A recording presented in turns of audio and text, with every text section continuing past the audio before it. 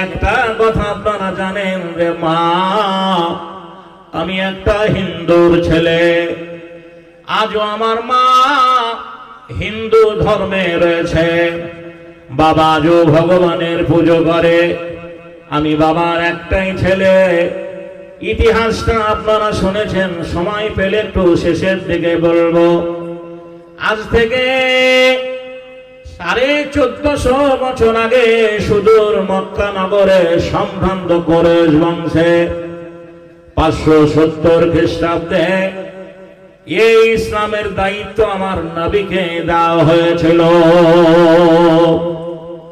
40 বছর বয়সে নবীয়তি লাভ করার পরে ওই হেরা গুহায় আল্লাহর নবী যে জায়গায় ধ্যান করতেন সেই জায়গাটা নাম হেরা গুহা। সেই জায়গাটা নাম হেরা গুহা। রাসূলের প্রথম অর্ধাঙ্গিনী মা খাদিজা প্রতিনিয়ত দুবেলা খাবার বয়ে নিয়ে যেতেন। সেদিন অজন্তার হাওয়াই ছিল না, বাটা কোম্পানির জুতো ছিল না।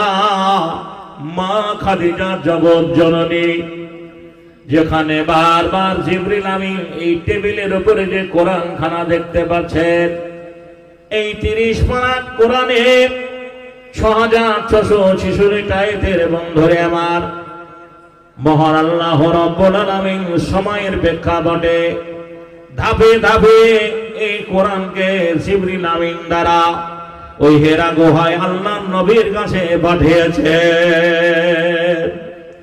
মা খাদিজা দুবেলা খাবার বলে নিয়ে যেতেন। ওরে ছাতার বাড়ির খালারা মায়েরা, তোমার স্বামীর যদি ইলামবাজারে দোকান থাকে, সুবহানাল্লাহ, একটা জান্নাতি মা পাওয়া যাবে না যে ইলামবাজারে তার স্বামীর দোকানে খাবারটা দিয়ে আসে। ওই রকম মেয়ে পাওয়া যাবে না। ফোনে বলবে তুমি ওখানে খেয়ে নিও, হোটেলে খেয়ে নিও। আল্লাহর নবীর বন্ধুরে আমার অর্ধাঙ্গিনী মা খাদিজা মরুভূমি, আরো মরুভূমি, ন্যাশনাল হাইওয়ের মতো রোড ছিল না, উত্তপ্ত বালু পাথর আর পাককে বোঝেন কাঁকর যুক্ত মাটি। খালি পায়ে হেঁটে হেঁটে দুবেলা খাবার বয়ে নিয়ে যেতেন। মহান আল্লাহ রাব্বুল আলামিন এই খাদিজার ব্যবহারে মুগ্ধ হয়ে জিবরিল আমিনকে বলেন, জিবরিল আমিন শোনো শোনো, এই রাস্তা দিয়ে যে মেয়েটা আমার নবীর জন্য খাবার বয়ে নিয়ে যায়, আমি তার ব্যবহারে মুগ্ধ। জিবরিল তুমি যাও, আজ আমার সালামটা তাকে জানিয়ে দিও। ওরে ছাতার মাদির মায়েরা, ও মা খালার আমার, বোনের আমার, একটা কথা বক্তৃতার প্রারম্ভে বলবো। আপনাকে কেমন মেয়ে হতে হবে, কেমন মেয়ে হতে হবে, কেমন অর্ধাঙ্গিনী হতে হবে। আল্লাহর নবীর কাছে খাদিজা গেলেন, খাবারটা রেখে পেছন দিক থেকে বলছেন, ইয়া রাসূলুল্লাহ, আমি আপনাকে বিয়ের পয়গাম যখন দিই তখন আপনি আমাকে একটা কথা বলেছিলেন, খাদিজা আমার বয়স 25 বছর, তুমি 40 বছরের বিধবা। আজ যদি তোমাকে আমি বিয়ে করি, মক্কার কাফেরেরা বলবে মুহাম্মদ অর্থ লোভী মানুষ, অর্থের লোভে পড়ে বিয়ে করেছে। খাদিজা তোমার মালমাত্তা, জমি জায়গা, স্থাবর অস্থাবর সহায় সম্পত্তি, ব্যবসা বাণিজ্যের যা কিছু রয়েছে সব যদি তুমি ইসলামের জন্য দান করে দাও, তবে আমি তোমার বিয়ে করতে রাজি রয়েছি। নবী গো, আমি তোমাকে কাছে পাওয়ার জন্য জীবনের সমস্ত ধন সম্পত্তি দান করে দিয়েছি। কখনো কোনোদিন আমি আবদার করে ভালো জিনিস চাইনি। সুতির কাপড়ের চামড়ার ডাউঠি, সেলাইয়ের পর সেলাই, আচানা জয় রুটি, শুকনো খরমা খেজুর খেয়ে কাটিয়েছি। এত অভাব গেছে বলিনি। ও আল্লাহর নবী, আমি আপনার কাছে আজকে তিনটি জিনিস চেয়ে নেব, আপনি দেবেন কি বলেন? নবী চাতক পাখির মতো চেয়ে আছে। আল্লাহর নবী মা খাদিজাকে কাছে টেনে পাঁজা মেরে জড়িয়ে ধরে হাউমাউ করে কাঁদতে লাগলেন। খাদিজা,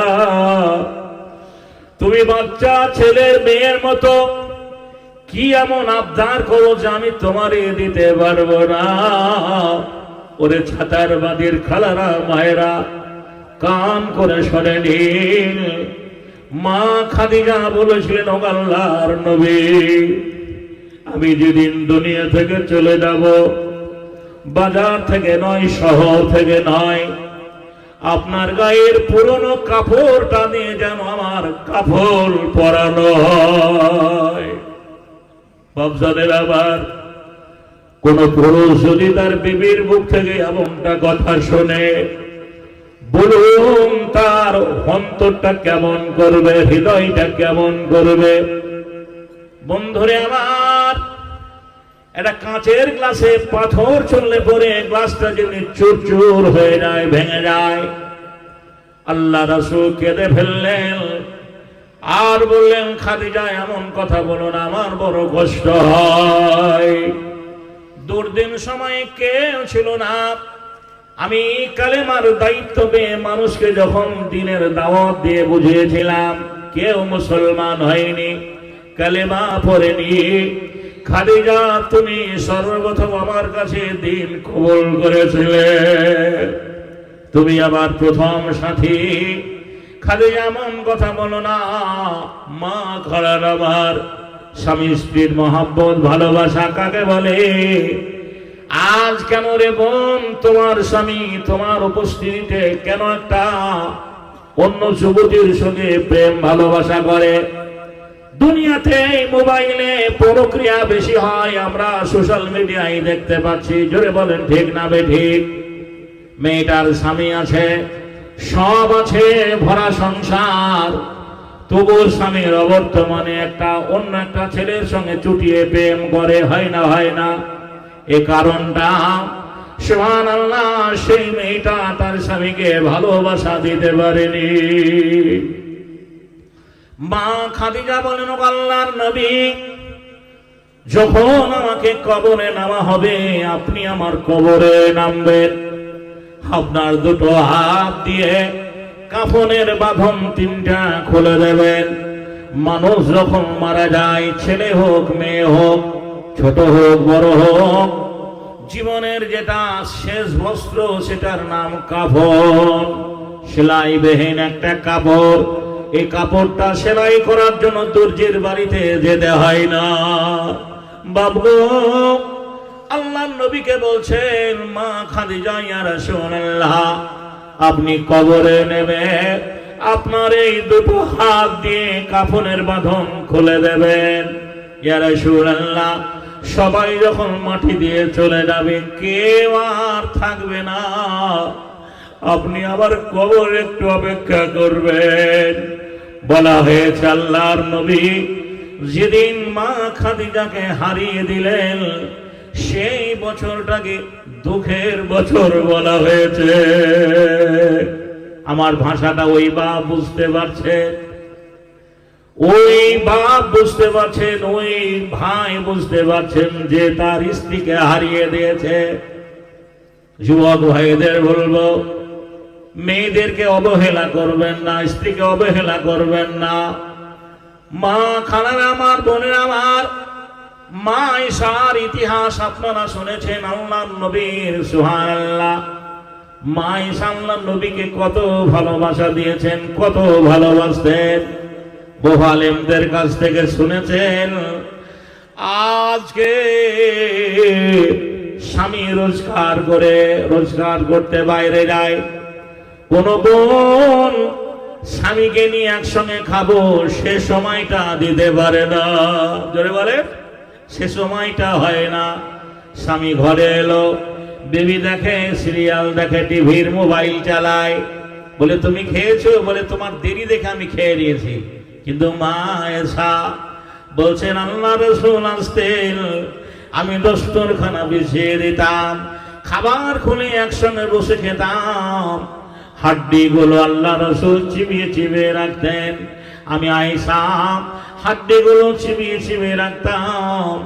আমার রাসূল যে জায়গায় আমি মুখ লাগিয়েছি, যে জায়গায় মুখ লাগিয়ে আমার মুখের লালা লেগে থাকতো, আমার রাসূল আমাকে এত আদর করতেন, এত ভালোবাসা দিতেন।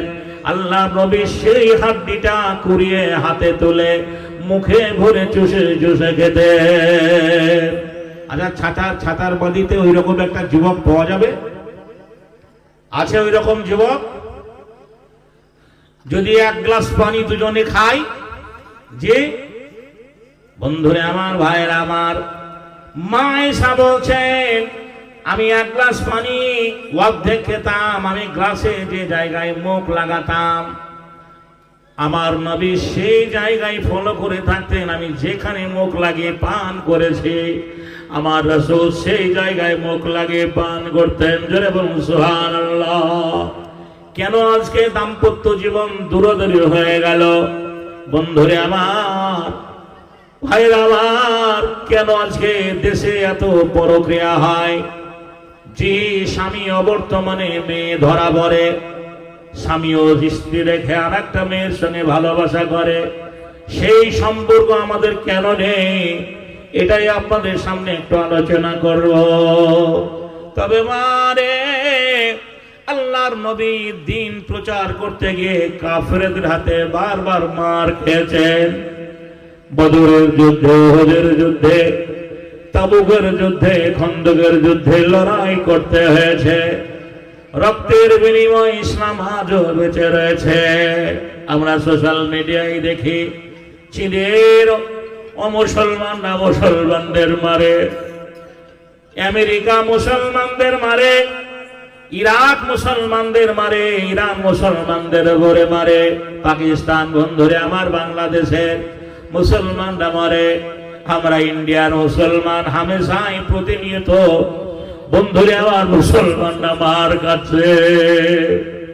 আপনাদের এলাকার বেশি দূরে নয়, দুর্গাপুরে সুবহানাল্লাহ, বয়স্ক বাপের বয়সী মানুষ, অভাবের সংসারে গরুর ব্যবসায়ী, দুটো গরু কিনে বাড়ি নিয়ে আসছিল। আপনারা দেখেছেন আরএসএসের ছেলেরা তাদেরকে গাছে বেঁধে পিটিয়ে মেরেছে। সুবহানাল্লাহ। ভাইরা আমার, বন্ধুরে আমার, প্রতিনিয়ত মুসলমানরা মার খাচ্ছে। গতকালকের একটা কথা বলবো। এই পশ্চিম বাংলায় মেদিনীপুর বলে একটা জেলা রয়েছে, খড়গপুর এলাকায় একটা মুসলিম ড্রাইভার যে রাস্তায় গাড়ি নিয়ে যেতে যেতে সাইড একটা ছোট গাড়িতে ধাক্কা লেগেছে, শুধু একটু চিড়ে গেছে, আঁচড় লেগেছে। এই আঁচড় লাগাটার কারণে গাড়িটা থামিয়ে তার নাম জিজ্ঞাসা করেছে। লোকটা বলেছে আমি মুসলিম। এই মুসলিম বলার অপরাধে তাকে গাড়ি থেকে নামিয়ে একটা ইলেকট্রিক পোলে পিটিয়ে মেরেছে। প্রতিবাদ আদৌ হয়নি। বন্ধুরে আমার, ভাইয়ের আমার, আল্লাহর নবীকে এইভাবে কাফেররা অত্যাচার করেছে। লাভ কি হয়েছে? 1450 বছর আগে মহানবী মুহাম্মদুর রাসূলুল্লাহ সাল্লাল্লাহু আলাইহি ওয়াসাল্লামের যুগে এইরকম প্যান্ডেল ছিল না, মাইক ছিল না, যে খালি গলায় খালি মুখে আল্লাহর নবী দাওয়াত দিয়েছেন আর মানুষকে বুঝিয়েছেন, ওগো মক্কাবাসী, তোমরা এক আল্লাহ অনুগত্য করো, আল্লাহ ছাড়া কোনো মাবুদ নেই। একবার বলো লা ইলাহা ইল্লাল্লাহু মুহাম্মাদুর রাসূলুল্লাহ। আল্লাহর নবীকে দেখে যখন হুর হুর করে মুসলমানরা মুসলমান হতে লাগলো, কালেমা পড়তে লাগলো, তারা একটা আলোচনায় বসলো কিভাবে মুহাম্মদকে বাধা দেওয়া যায়, কিভাবে মুহাম্মদকে জব্দ করা যায়। ভাইরা আমার, যে যার মতো আলোচনায় বক্তব্য পেশ করা হলো, কারো কথা মনোগত হলো না। আবু জাহাল বলল, মুহাম্মদকে কষ্ট দিতে হলে, মুহাম্মদকে ব্যথা দিতে হলে, দুঃখ দিতে হলে তার মেয়েটাকে তালাক দিতে হবে। আজকের এই জলসায় অনেক বাপ আছেন যারা মেয়ের বাপ মেয়ের বিয়ে দিয়েছেন। একটু আগে একটা হাফেজের সঙ্গে একটা মেয়ের বিয়ে হলো। বন্ধুরে আমার, যখন বিয়ে হয় আল্লাহর আরশ পর্যন্ত কাঁপে। আবার যখন ওই বিয়েটা বিচ্ছেদ হয়ে যায়, মেয়েটা ডিভোর্সি হয়ে যায়, ডিভোর্স হয়ে যায়, মেয়েটাকে বাদ দিয়ে দেয়, তালাক দিয়ে দেয়, তখন আল্লাহর আরশ কাঁপে। এখানে অনেক বাপজান আছেন, অনেক মায়েরা আছেন, মেয়ের মা আছেন, মেয়ের বাপ আছেন। বিবাহিতা মেয়েটা যদি কোনো কারণবশত ডিভোর্স হয়ে যায়, বলুন আপনি কষ্ট পাবেন কি পাবেন না? আবার ভাষাটা ওই বাপ বুঝতে পারছে যাদের বাড়িতে তালাক প্রাপ্ত মেয়ে আছে। আমার ভাষাটা ওই ভাই যুবক ভাইটা বুঝতে পারছে যারা কেরালায় রাজমিস্ত্রি করে বিদেশে থেকে টাকা পাঠিয়ে কোন রকমে বন্ধুরে আমার পেটে পাথর বেঁধে খেয়ে না খেয়ে বোনের বিয়ে দিয়েছিল। বোনটা দুটো ছেলের মা, প্রতিনিয়ত মদ খেয়ে মারে, প্রতিনিয়ত বন্ধুরে আমার অঘটন ঘটায়, প্রতিনিয়ত মারধর করে তাড়িয়ে দেয়। সেই ভাই আমার ভাষাটা বুঝতে পারছেন। আল্লাহর নবীর মেয়ে 4টা মেয়ে ছিল। আপনারা বহু আলেমদের কাছ থেকে শুনেছেন রে মা, নবীর মেয়ে 4টা। বড় প্রথম মেয়েটার নাম রোকাইয়া, রোকাইয়ার পরে হচ্ছে জৈনব, জৈনবের পরে উম্মে কুলসুম, আর উম্মে কুলসুমের পরে ফতেমা। ফতেমার বিয়ে হয়েছিল হযরতে আলীর সঙ্গে, আর রোকাইয়ার বিয়ে হয়েছিল আবু লাহাবের একটা ছেলের সঙ্গে। আবু লাহাব বলল, বেটারে মোহাম্মদ আমাদের সমাজ থেকে আলাদা হয়ে গেছে, আমাদের ধর্ম থেকে চলে গেছে, আর আমাদের দেশের জনগণ যুবকেরা তার ধর্মে আগ্রহী হচ্ছে, মুসলমান হয়ে যাচ্ছে। এটা মানতে পারা যাবে না, এটা মানতে পারা যাবে না, তার মেয়েটাকে তালাক দিতে হবে। বিশ্বনবীর মেয়ে রোকাইয়া একটা ছেলের জননী।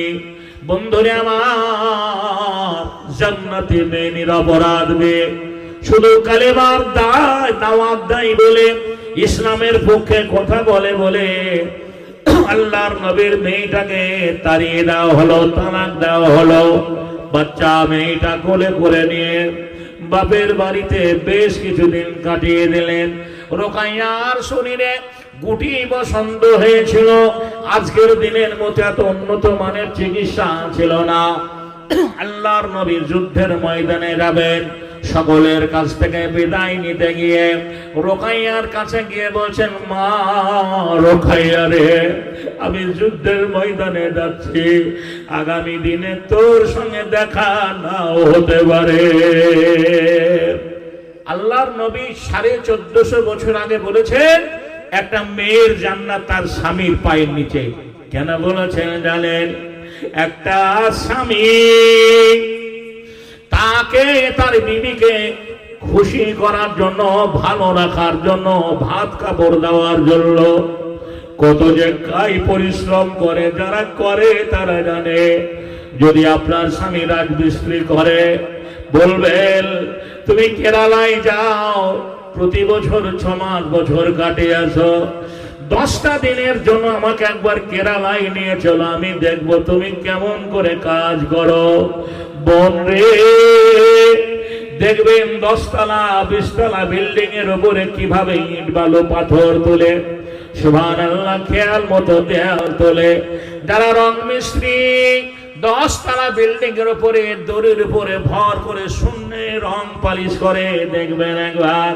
সুবহানাল্লাহ, যারা ড্রাইভারি করে, কত প্রতিনিয়ত অ্যাক্সিডেন্ট হচ্ছে। আজ থেকে 2 সপ্তাহ আগের কথা বলছি, আমি মুর্শিদাবাদ জেলার সাগরদিঘি থানার মানুষ। ন্যাশনাল হাই 34 নম্বর জাতীয় সড়ক পথ, জায়গাটার নাম শেখ দিঘি। ওই শেখ দিঘি থেকে ওমরপুরের দিকে যেতে দুটো ডাম্পারে মুখোমুখি হওয়ার ফলে সুবহানাল্লাহ, ড্রাইভার নামতেই পারলো না, থেকে গেল। এখান থেকে দাওয়া পড়ে ধুধু করে আগুন জ্বলে গেল। যারা ওইখানকার প্রত্যক্ষদর্শী তা না দেখলো একটা নেকড়া ড্রাইভারটা বের করে মুখে চাপিয়ে দিল। সুবহানাল্লাহ। হয়তো সে মুসলিম হতে পারে, হিন্দু হতে পারে, কিন্তু আগুনে পুড়ে মারা গেল। বোন রে, তোমার স্বামী যদি ড্রাইভারি করে, তোমার ছেলে স্বামী যখন ড্রাইভারি করে 16 চাকা 18 চাকার লরি নিয়ে যখন সে আসামে যায়, শিলিগুড়ি যায়, সুবহানাল্লাহ, একবার কি ভাবো না আমার স্বামী আমাদের জন্য কত না কাই পরিশ্রম করে। এই বিবেকটা যদি কোনো মেয়ে করে, সেই মেয়েটার দ্বারা তার স্বামী আঘাত পাবে না, কষ্ট পাবে না, ব্যথা পাবে না, দুঃখ পাবে না। নবী বলেছেন তোমার ভাষাটা কন্ট্রোল করবে, মার্জিত ভাষা ব্যবহার করবে, এমন ভাষা বলবে না তোমার স্বামী আঘাত পায়, এমন কথা বলবে না তোমার স্বামী দুঃখ পায়। আল্লাহর নবী সুবহানাল্লাহ 63 বছরের দুনিয়া করে চলে যাবেন। মা আয়েশার চাদর পরে একটু আরাম করছেন। আল্লাহ রাসূল বলছেন, আয়েশা ওয়াক্ত এসে গেছে, আমাকে মেশকটা একটু নরম করে দাও। মা আয়েশা মেশকটা নিয়ে একটু চিবিয়ে দিলেন। আল্লাহর নবী খুঁজতে লাগলেন। মা আয়েশা বলছেন, ইয়া রাসূলুল্লাহ, আমি আয়েশা জীবনে কখনো কোনোদিন এমনটা স্বপ্ন দেখিনি। ও আল্লাহর নবী, আমি একটা স্বপ্ন দেখলাম। নবী বললেন, তুমি কি স্বপ্ন দেখেছো বলো? মা আয়েশা বলছেন, ইয়া রাসূলুল্লাহ, স্বপ্নে দেখলাম চেটিয়াল ময়দান, ফাঁকা জায়গায় আমি আয়েশা দাঁড়িয়ে আছি। ও আল্লাহর নবী, একটা ঝড় এলো, একটা বাতাস এলো, আর সেই ঝড়ে সেই বাতাসে আমি আয়েশা আমার মাথার কাপড়টা পড়ে গেল। আল্লাহর নবী কেঁদে ফেললেন। মা আয়েশাকে পাঁজা মেরে জড়িয়ে ধরে হাউমাউ করে কাঁদতে লাগলেন। বলছেন, আয়েশা রে, মেয়েদের মাথার সাথে হচ্ছে তার স্বামী, যার স্বামী নেই তার মাথার ছায়া নেই। তুমি যে স্বপ্নটা দেখেছো এটা ধ্রুব সত্য। আমার অন্তিম সময় এসে গেছে, আমি দুনিয়া থেকে চলে যাবো। আয়েশা রে, তুমি বিধবা হয়ে যাবে, বেওয়া হয়ে যাবে, স্বামী হারা হয়ে যাবে। যারা স্বামীকে অবহেলা চোখে দেখেন সে বোনদের বলবো, সে মায়েদের বলবো, যার স্বামী নেই, হাতে চুরি নেই, চুরিবিহীন দুনিয়া করে, নাকের নেই, কানের নেই, কত মন চাই রঙিন কাপড় পরতে, কিন্তু সেই বোনটা স্বামীকে কবরে রেখে এসেছে। যে রঙিন কাপড় পরতে তাকে বিবেকে বাধা দেয়, সুবহানাল্লাহ, সেই বোনটাকে জিজ্ঞাসা করবেন, বোন রে বল, স্বামী না থাকলে সংসারটা কিভাবে চলে? স্বামীর অবর্তমানে সংসারে কত অসুবিধা হয়। সুবহানাল্লাহ। তাই ছাতারবাদী মায়েদের বক্তৃতার প্রারম্ভে বলবো, আল্লাহর নবী বলেছেন, মেয়েদের কাছে সবচেয়ে দামি জিনিস শুকর করা দেন আর জিকির করা জবান। মা খালার আমার, তোমার স্বামী যে রঙের হোক, যে ঢঙের হোক, যেমনই কাপড় হোক, অপছন্দ করবে না। প্রত্যেকটা স্বামী চায় বোলপুর বাজার থেকে যদি এই শাড়িটা আমি নিয়ে যাই, নতুন ডিজাইন, নতুন কি বলছেন রং, দেখতে সুন্দর লাগবে, এটা জি আমার রহিমাকে ভালো লাগবে, আয়েশার মাকে দারুণ লাগবে, দুর্দান্ত লাগবে, আমার সামনে ঘুরবে, আমাকে ভালো লাগবে। কিন্তু অনেক বোন দেখি স্বামীর শাড়ি কেনা পছন্দ করে না। ওই রকম মেয়ে মনে হয় ছাতার মাটিতে নেই না? আছে জি। মা বোনেরা আমার, একটা কথা জেনে রাখবেন, যত দামি শাড়ি থাকুক না কারণ বোন, জীবনের শেষ বস্ত্রটা হবে সাদা কাফন, সাদা কাফন। তাই মা বোনদের বলবো, যাদের স্বামী বেঁচে রয়েছে, স্বামীর সঙ্গে ব্যবহারটা ভালো করবেন। স্বামী যা এনে দেবে, ইন্নাল্লাহা মা সাবিরিন, তাদের সবর করবে, ধৈর্য ধারণ করবে। সুবহানাল্লাহ। আর একটা কথা আমার মা বোনদের বলবো, যেটা বলতে যাচ্ছিলাম, আল্লাহর নবী রুকায়ার কাছ থেকে বিদায় নিয়ে যুদ্ধের ময়দানে চলে গেলেন। বড় লম্বা সফর, যুদ্ধ ঘোষণা হলো। আর যুদ্ধ চলাকালীন অসুস্থ রোকাইয়ার ইন্তেকাল হয়ে গেল। রাসূলের অবর্তমানে, আল্লাহর নবীর অবর্তমানে রোকাইয়ার দাফন হয়ে গেল। একটা জেনে রাখা একটা কথা ভালো, আমাদের দেশে একটা ইমানদার লোক যদি মারা যায়, একটা বেনামাজি ছেলের জন্য লাশটা রেখে দেয়। জোরে বলেন, রাখে না? রাখে না। বলে এখন আর মাটি দেওয়া হবে না, ফোন করেছি, ও প্লেন ধরেছে, কালকে ভোর ভোর বোলপুরে নামবে, জি জোহরে নামাজ পড়ে মাটি হবে। লোকটা আজকে জোহরে মারা গেল, কালকে জোহরে মাটি হবে। কেন? একটা বেনামাজি ছেলের জন্য লাশটা রেখে দেয়। অথচ আল্লাহ রাসূল বলেছেন যে তোমরা দাফন যত তাড়াতাড়ি পারবে করবে। রাসূলের অবর্তমানে রোকাইয়ার দাফন হয়ে গেল। যুদ্ধের অবসান আল্লাহর নবী বাড়ি এলেন। হযরত ওসমান গনি আল্লাহর নবীকে সালাম জানিয়ে হাওমা করে কেঁদে উঠলেন। রাসূল বুঝে গেছেন আবার মেয়েটার বেঁচে নেই। ওসমান যখন যুদ্ধের জন্য প্রস্তুতি নিয়েছিলেন, আল্লাহর নবী তার গায়ে হাত দিয়ে বললেন, ওসমান আমার মেয়েটা বড় অসহায়, আমার মেয়েটার প্রতি খেয়াল রাখবেন, লক্ষ্য রাখবেন, নজর রাখবে। ও মা খালার আমার, পরবর্তী সময়ে রোকাইয়ার বিয়ে হয়েছিল হযরত ওসমান গনির সঙ্গে। ওসমান গনি বলছেন, ইয়া রাসূলুল্লাহ আপনার রোকাইয়ার বেঁচে নেই। বাচ্চাটাকে কাছে দিলেন, কাফেররা হাসে। আল্লাহর নবী বাচ্চাটা যেখানে যায় আল্লাহর নবী নিয়ে যায়। একটা দায়িত্বশীল মানুষ যদি তাকে একটা বাচ্চা তাকে দেওয়া হয়, অনেক কাজের বাধার সমস্যার সম্মুখীন হতে হয়। কাফেররা তখন হাসে। বন্ধুরে আমার, একদিন বাচ্চাটাকে জয়তুন তেল মাখিয়ে উটের দুধ খাইয়ে ঘুম পাড়িয়ে আল্লাহর নবী নদীতে পানি আনতে গেলেন। পানি আনতে গিয়ে দেখে দুটো কাক এসে বাচ্চাটার চোখে ঠোকর মেরেছে। চোখ দুটো ইনফেকশন হয়ে গেল, বাচ্চাটাও মারা গেল। আল্লাহর নবী ওই বাচ্চাটাকে গোসল দেওয়ার পরে দাফন করতে গিয়ে আল্লাহর নবী বলেছিলেন, মা রোকাইয়া রে, আমি তোর সন্তানটা তোর কোলে ফিরিয়ে দিলাম। ও ছাতারবাদীর মুসলমান ভাইরা, মক্কার মুসলমানরা এইভাবে যন্ত্রণা দিয়েছিলেন, আল্লাহর নবীকে কষ্ট দিয়েছিলেন। নবীর যুগে সেই সময়ে সেই কালে যারা মুসলমান হয়েছিলেন তাদেরকে সাহাবী বলা হয়।